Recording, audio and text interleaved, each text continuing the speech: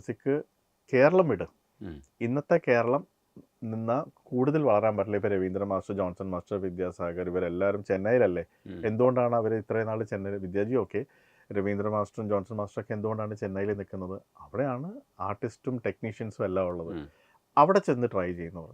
അങ്ങനെ സിദ്ദിഖേട്ടൻ പറഞ്ഞ പ്രകാരം വന്ന് ഞാൻ കേരളം വിട്ടതാണ്. സിദ്ദിഖേട്ടൻ്റെ ആ ഒരു അഡ്വൈസ് തന്നെയാണ് എനിക്ക് ആ ഒരു ഇപ്പോഴും ഞാൻ അദ്ദേഹത്തിനെ ആ ഗോഡ് ഫാദർ സ്ഥാനത്ത് കാണുന്നത്. ഇപ്പോൾ സാധാരണഗതിയിൽ ഇപ്പോൾ ഷാൻ കൂട്ടുകാരനാണ്. ഷാൻ റഹ്മാൻ പാട്ടുകളിലൊക്കെ ഇപ്പോൾ വൗ സോങ് മാത്രമല്ല പല പാട്ടുകളിലും പുള്ളിയുടെ ഒരു സാന്നിധ്യമുണ്ട്. അത് കമേഴ്സ്യലൈസ് ചെയ്യുന്നുമുണ്ട്. പക്ഷേ പാട്ട് പാടുമെങ്കിലും ദീപക് ദേവ് അങ്ങനെ അധികം പാടാറില്ല. ഇത് എൻ്റെ സ്വന്തം ഷോന് വരെ ഇപ്പം നിങ്ങൾ ഷാനിനെ കുറിച്ച് ചോദിച്ചപ്പോൾ ഞാൻ പറയാം, അകത്ത് ഷാൻ റിഹേഴ്സൽ പാടിക്കൊണ്ടിരിക്കുക. ഇപ്പോൾ കറക്റ്റ് ഈ സമയത്ത് പല മ്യൂസിക് ഡയറക്ടേഴ്സ് വന്നു പോവുക, അതിൻ്റെ ഇടയിൽ ഷാനിന്റെ പാട്ട് നോക്കുക. ഇപ്പൊ ഷാനിനെ പറ്റി ചോദിച്ച സ്ഥിതിക്ക് ഞാൻ ഈ ചോദ്യത്തിനുള്ള ഉത്തരം ഷാനിനെ വിളിച്ചുകൊണ്ട് തന്നെ പറയാം. ശരിക്കും ഓക്കെ, ശരിക്കും വിളിക്കാം. Just 1 second.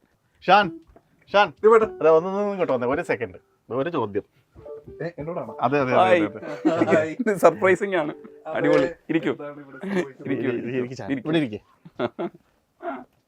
ഒരു ചോദ്യം ഇവരിപ്പോ ഇന്റർവ്യൂവിന്റെ ഇടയിൽ എൻ്റെ അടുത്ത് ചോദിച്ചു. ചോദ്യം വേറൊന്നുമല്ല, ഷാന്റെ ശബ്ദം വാവ് സോങ് പോലത്തെ പാട്ടുകളിൽ ഒരു വാവ് എഫക്റ്റ് ഇടക്ക് വന്നു പോകുമ്പോൾ കിട്ടുന്നുണ്ട്. അതുപോലെ എന്താണ് എൻ്റെ ശബ്ദം ഇടാത്തതെന്ന്. എൻ്റെ പാട്ടിനോട് എനിക്ക് കൂടുതൽ സ്നേഹം വരുമ്പം ആ പാട്ടിന് ഏറ്റവും നല്ല ശബ്ദം എന്ന് തോന്നുന്ന ആ ശബ്ദം തന്നെ പാടണം. അതാണ് ഷാൻ എൻ്റെ പാട്ടുകൾ പാടുന്നത്. അപ്പോൾ ഞാൻ ഷാൻ്റെ അടുത്ത് വർഷങ്ങൾ മുമ്പേ ഹേ ബേബി എന്നുള്ള പാട്ട് പാടുന്ന സമയത്ത് എൻ്റെ മനസ്സിലുണ്ടായൊരു സംഭവമുണ്ട്. ഞാൻ എന്തെങ്കിലും പാടാൻ പറ്റുന്നൊരു മ്യൂസിക് ഡയറക്ടർ ആയിരുന്നെങ്കിൽ എനിക്ക് ഷാൻ്റെ പോലത്തെ ശബ്ദമായിരുന്നു വേണ്ടത്. അത്രയും എനിക്ക് ഇഷ്ടപ്പെട്ട ശബ്ദമാണ്. കാരണം നമ്മൾ സാധാരണ കാരണം ഒരു പക്ഷേ ഷാൻ കേൾക്കുന്ന മ്യൂസിക്, ഷാൻ്റെ ലിസണിങ് ഭയങ്കര വാസ്റ്റാണ്. വേൾഡ് മ്യൂസിക് ആണെങ്കിലും ബോളിവുഡ് സോങ്സ് ഇഷ്ടം പോലെ കേൾക്കും. ചില പാട്ടുകൾ മലയാളത്തിൽ ചെയ്തു വരുമ്പം അതൊരു സാധാരണ ഒരു മലയാളം പാട്ടിൻ്റെ സൗണ്ടായി മാറും. പക്ഷേ ഷാൻ ഇടുന്ന പ്രയോഗങ്ങളും ഷാൻ്റെ ടച്ചസ് ഒക്കെ വെരി പാൻ ഇന്ത്യൻ ആണ്. അപ്പം അങ്ങനെ വരുന്ന സമയത്ത് നമ്മളുടെ പാട്ടുകൾ ഷാനിനെ കൊണ്ട് പാടിപ്പം നേരത്തെ ഉദിത് നാരായണനെ കൊണ്ട് പറഞ്ഞു, അല്ലെങ്കിൽ ശങ്കർ മഹാദേവനെ കുറിച്ച് അവരൊക്കെ പാടുമ്പം വരുന്ന ആ ഒരു സ്റ്റൈല്, ആ സ്റ്റൈല് ഷാന്റെ സിംഗിങ്ങിൽ എനിക്ക് തോന്നിയിട്ടുണ്ട്. അതുകൊണ്ട് ഞാൻ വലിയൊരു ഫാനാണ് സിംഗിങ്ങിന്റെ. ആദ്യം തന്നെ ദീപേട്ട താങ്ക് യു. ഞാൻ അങ്ങോട്ടല്ലേ ആ ശബ്ദത്തിന് താങ്ക്സ് പറയുന്നത് അല്ലേ?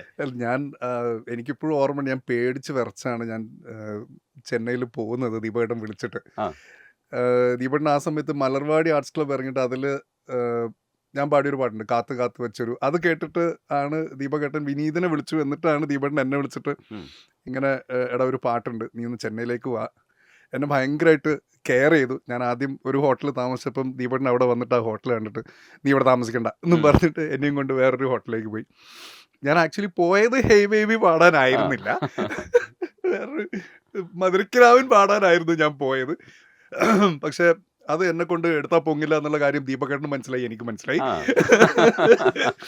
എന്നിട്ട് ദീപേട്ടൻ പറഞ്ഞു എന്നാൽ പിന്നെ വേറൊരു സംഭവമുണ്ട്, നീ അതൊന്ന് ട്രൈ ചെയ്ത് നോക്ക്. അങ്ങനെയാണ് ഞാൻ ഹേ ബേബി പാടുന്നത്. എനിക്ക് ആക്ച്വലി അതിൻ്റെ ഹേ ബേബി എന്ന് പറയുന്നത് എൻ്റെ ഒരു ടൈപ്പ് പാട്ടാണ്.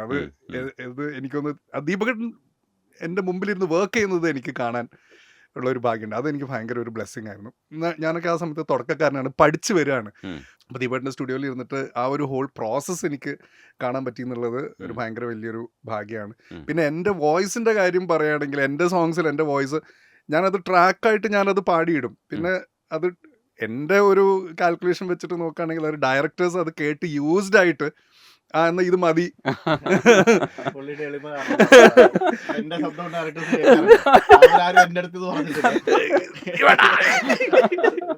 അല്ല എനിക്കൊന്ന് ഇപ്പൊ ദീപകേട്ടൻ്റെ പാട്ട് തന്നെ ദീപകേട്ടൻ പാടുമ്പോൾ വരുന്ന ഒരു സ്റ്റൈലുണ്ട്. കാരണം അത് ഒരു കമ്പോസർ അവരുടെ പാട്ട് അപ്രോച്ച് ചെയ്യുന്ന പോലെ എന്തായാലും ഒരു സിംഗർക്ക് എത്ര ശ്രമിച്ചാലും പറ്റില്ല. കാരണം അവർ ആ പാട്ടിൻ്റെ ബേർത്ത് തൊട്ട് കൂടെ ഉണ്ട്. സിംഗർ എന്ന് പറയുന്നത് പിന്നീട് വന്നിട്ട് അത് എക്സിക്യൂട്ട് ചെയ്യുകയാണല്ലോ ചെയ്യുന്നത്. അപ്പോൾ എനിക്ക് അങ്ങനെ തോന്നിയിട്ടുണ്ട്. അപ്പോൾ ചില സമയങ്ങളിൽ ഞാൻ പാടുന്ന ചില പാട്ട് ഞാൻ വാശി പിടിക്കും, ഞാൻ പാടിയാൽ മതി, ഞാനേ പാടുന്നുള്ളൂ എന്നൊക്കെ. പക്ഷെ ബാക്കിയുള്ള കുറെ പാട്ടുകൾ ഞാൻ വാശി പിടിക്കും, ഞാനില്ല. എനിക്ക് ഷാന്റെ ശബ്ദം ആദ്യം ഇഷ്ടപ്പെട്ടതില്ല. ഇപ്പൊ ഷാൻ പറഞ്ഞപ്പോഴത്ത് ദൈവമേ എനിക്ക് എന്തിനീ വിധി കാത്തു കാത്തു വെച്ച് അതിലാ എനിക്ക് എന്തിനാ വെള്ളിയൊക്കെ ഇട്ടോണ്ട് പാടും. ഭയങ്കര ലൂസ് സിംഗിങ് ആരും അങ്ങനെ പാടാൻ ധൈര്യം കാണിക്കില്ല. ശരിക്കും ഉഴപ്പി ദൈവമേ എനിക്ക് എന്തിനീ വിധി എന്ന് പറയുന്നത് അതിൽ ഭയങ്കര ഒരു ആക്ടറിന്റെ ഒരു ലൈഫുണ്ട്.